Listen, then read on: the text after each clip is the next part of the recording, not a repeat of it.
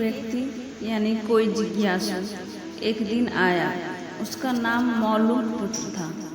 एक बड़ा ब्राह्मण विद्वान 500 शिष्यों के साथ बुद्ध के पास आया था। निश्चित ही उसके पास बहुत सारे प्रश्न थे। एक बड़े विद्वान के पास ढेर सारे प्रश्न होते हैं, समस्याएं ही समस्याएं। बुद्ध ने उसके चेहरे की तरफ देखा और कहा, मौलूक पुत्र, एक शर्त है। यदि तुम शर्त पूरे करो, केवल तभी मैं उत्तर दे सकता हूँ। मैं तुम्हारे सिर में भनभनाते प्रश्नों को देख सकता हूँ।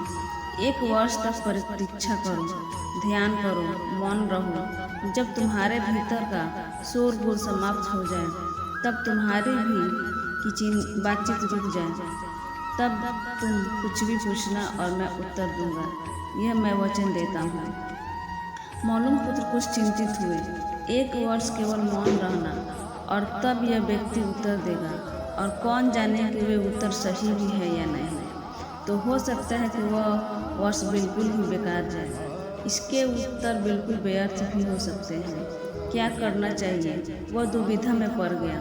वह थोड़ा झिझक भी रहा था। ऐसी शर्त मानने में इसमें खतरा था। और तभी बुद्ध का एक दूसरा शिष्य सारिपुत्र जोर से हंसने लगा। वह वहीं पास में ही बैठा था, एकदम खिलखिलाकर हंसने लगा। मौलूक पुत्र और भी परेशान हो गया।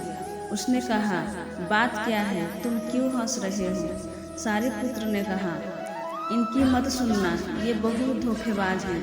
इन्होंने मुझे भी धोखा दिया। जब मैं आया था, तुम्हारे तो केवल 500 शिष्य हैं, मेरे 5000 थे। मैं बड़ा ब्राह्मण था, देश में भी मेरी ख्याति थी। इन्होंने मुझे फुसला लिया। इन्होंने कहा, साल भर प्रतीक्षा करो, मौन रहो, ध्यान करो और फिर पूछना और मैं उत्तर दूंगा। और साल भर बाद कोई प्रश्न ही नहीं बचा, तो मैंने कभी कुछ पूछा ही नहीं और इन्होंने कोई उत्तर दिया ही नहीं। यदि तुम पूछना चाहते हो तो अभी पूछ लो। मैं इसी चक्कर में पड़ गया, मुझे इसी तरह इन्होंने धोखा दिया। बुद्ध ने कहा, मैं अपने बचपन पर पक्का रहूँगा। यदि तुम पूछते हो तो मैं उत्तर दूंगा।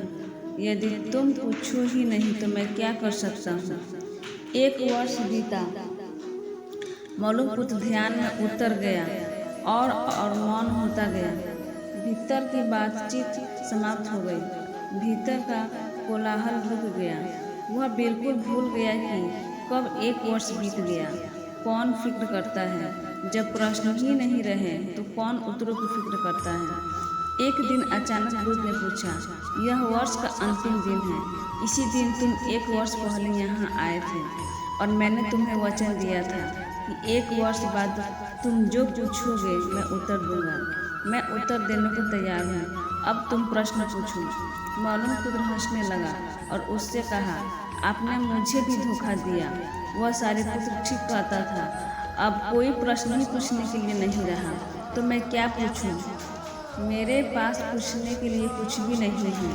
असल में यदि सत्य नहीं हो तो समस्याएं होती हैं और प्रश्न होते हैं। वे तुम्हारे झूठ से पैदा होते हैं, तुम्हारे स्वप्न तुम्हारे नींद से पैदा होते हैं। जब तुम सत्य प्रामाणिक मौन समग्र होता है तो तिरोहित हो जाता है।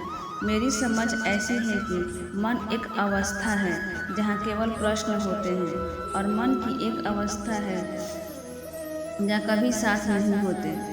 यदि तुम अभी भी पूछ रहे हो तो तुम उत्तर नहीं ग्रहण कर सकते। मैं उत्तर दे सकता हूँ लेकिन तुम उससे ले नहीं सकते। यदि तुम्हारे भीतर प्रश्न उठने बंद हो गए तो मैं तुम्हें उत्तर दे सकता हूँ। तुम्हें उत्तर मिल जाता है। किसी प्रश्न का उत्तर नहीं दिया जा सकता है। मन की एक ऐसी अवस्था उपलब्ध करनी होती है जहाँ कोई प्रश्न नहीं उठते। मन की प्रश्नों का अवस्था एकमात्र उत्तर है। यही तो ध्यान की पूरी प्रक्रिया है। प्रश्नों को गिरा देना, भीतर चलती बातचीत को गिरा देना। जब भीतर की बातचीत रुक जाती है तो ऐसा असीम मौन छा जाता है। उस मौन में हर चीज़ का उत्तर मिल जाता है। हर चीज़ सुलझ जाती है, शाब्दिक रूप से नहीं, अस्तित्वगत रूप में सुलझ जाती है। कहीं कोई समस्या नहीं रह जाती।